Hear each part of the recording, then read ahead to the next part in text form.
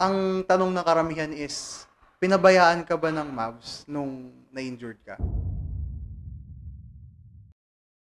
Ang tanong na is, kung may sama ka daw ba ng loob sa Mavs and sa Mavs family, especially kay Coach Mav. May bahala ka pa ba or may plano ka pa bumalik sa Mavs family?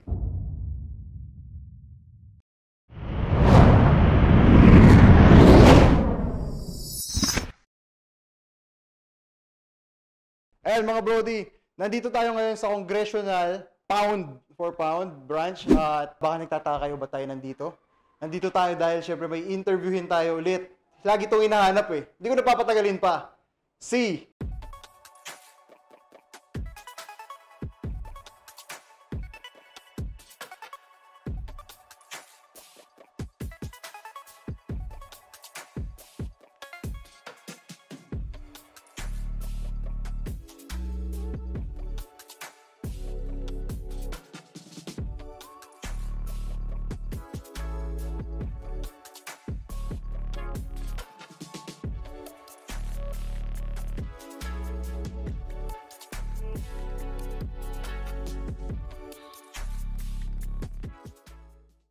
Bards!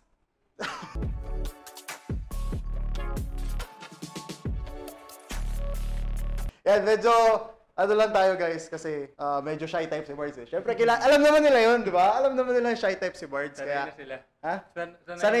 Sanay na sila. Syempre, yun nga, lagi siyang hinahanap kaya di na natin papatagalin pa. Pinuntahan na natin siya dito. And game na game si Bards kaya tatanungin na natin siya ng mga gusto niyong ipatanong at gusto niyong malaman kasi masyadong maraming kumakalat na mga chismis eh, di ba? Syempre, umabot din sa yun. Parang umaabot na di daw okay, di daw. Basta ito. So, tatanungin natin siya mismo. Kamusta na nga ba si JR Barde? Ito, tuloy-tuloy pa rin yung progress na makabalik. At maganda naman lahat ng nangyayari. Ayun nga, kasi tuloy-tuloy akong nag-workout. Tapos habang tumatagal, bumabalik na yung parang dati. Yun. So far, kamusta naman yung workout mo? Kasi nakita namin sa mga stories mo, syempre, naka-follow din kami sa'yo. Inaalam din namin, kamusta na ba talaga si Bards? Okay na ba yung injury niya? So far, kamusta naman yung workout mo and yung assessment sa'yo ng doc? So far, maganda yung naging assessment sa akin. Last consultation ko, kumbaga parang may mga test na ginawa sa akin, like mineasure yung muscle ko, tapos pinesprint niya ako, saka yung mga workout na squat, single squat, nagawa ko naman lang maayos lahat yun. Walang problema. Walang problema na ayun. Tapos, ayun nga, sinabi niya na by December, i-clear to play niya na ako. Kung okay na talaga, no? Oo, Pero feeling mo okay na? Okay na. Okay na. Ako yung nagmamadali na makabalik eh. Kaso, syempre, susundin ko pa rin yung Oo, niya. syempre. Dahan-dahan lang. Dahan-dahan lang. Gaano katagal na ba simula nung na-injured ka? Ngayon, pang magsi 6 months. 6 months. I mean, yung parang inoperahan ako. Nung inoperahan pang 6 ka. months. Simula nung inoperahan ka. Mm-hmm. Kasi normally, di ba, yung parang therapy kasama yun, 6 months ata yun tuloy-tuloy, no? First 3 months talaga yung mahalaga eh. Kumbaga, Tutok dapat. talagang therapy, ayun yung pundasyon mo sa Saan ka nag-therapy? Yung sa operation, parang kumbaga naka-package yung sa inabil nila coach. Nila coach. So, ang tanong ng karamihan is, pinabayaan ka ba ng Mavs nung na-injured ka? Hindi. Ano bang balita? Ano bang nangyari? Hindi. Kasi di naman masyadong di kumalat kung ano nangyari sa'yo eh. Diba? Ayun yung hindi nila alam na, kagaya nun, na yung sa operation ko, kumbaga, ang inabil nila coach, yung package na surgery kasama na yung therapy na goods for pang ilang months. Tapos after nun, diretso ng agile. Ayun, siyempre, ano pa rin nila coach na. Tapos siyempre yung mga consultation na parang every 2 months, may consultation kasi ako sa doktor ko na ganun. Sila coach ang shoulder ng consultation sa doktor na medyo mabigat din talaga yung consultation fee na yun sa mga doktor. Kaya hindi mo masabing pinabayaan ka nila coach. So far, parang syempre, lagi ring, ba't ganun lagi nila sinasabi yun? Matagal kang hindi nagparamdam, matagal kang hindi nakita sa social media, matagal kang hindi nakita sa vlog ng Mavs since injury. Kamusta naman yung nararamdaman mo? Or, ang tanong na is, kung may sama ka daw ba ng loob sa Mavs and sa Mavs family, especially kay Coach Mav? Hindi. Ako, syempre, sanay naman sila sa akin na tahimik lang. Kasi hindi talaga ako ma-social butterfly, kumbaga. Talagang tahimik lang. Pero sa sama, wala. Kumbaga, mas maganda kasi pag tahimik ka lang, abangan na lang nila yung pagbabalik, kumbaga. Oo. pagbabalik. So, ang tanong yan, Bards, is may bahala ka pa ba or may plano ka pa bumalik sa Mavs family? Siyempre, talagang hintayin na nga lang nila. Hintayin na lang nila. So, by December, malalaman natin yung resulta kung makiklear ka na. Oo, yun. Then, after nung clearance mo, tingin mo, babalik ka na ba or hindi Oo. pa? Babalik ka na? Abangan na nila. Abangan na nila. Yung, first game ko doon. First game mo doon. So, yun guys, malinaw naman na babalik si Bards. Malinaw din na wala siya samahan ng loob. Wala yung mga nagkakalat dyan na may samahan ng loob ni Bards. Sa mga tao lang yun. Ayun yung mahirap eh. Yung Ano mga gusto mo tao- sabihin sa kanila? Yung sa mga nagkakalat na masama daw loob mo, ganun.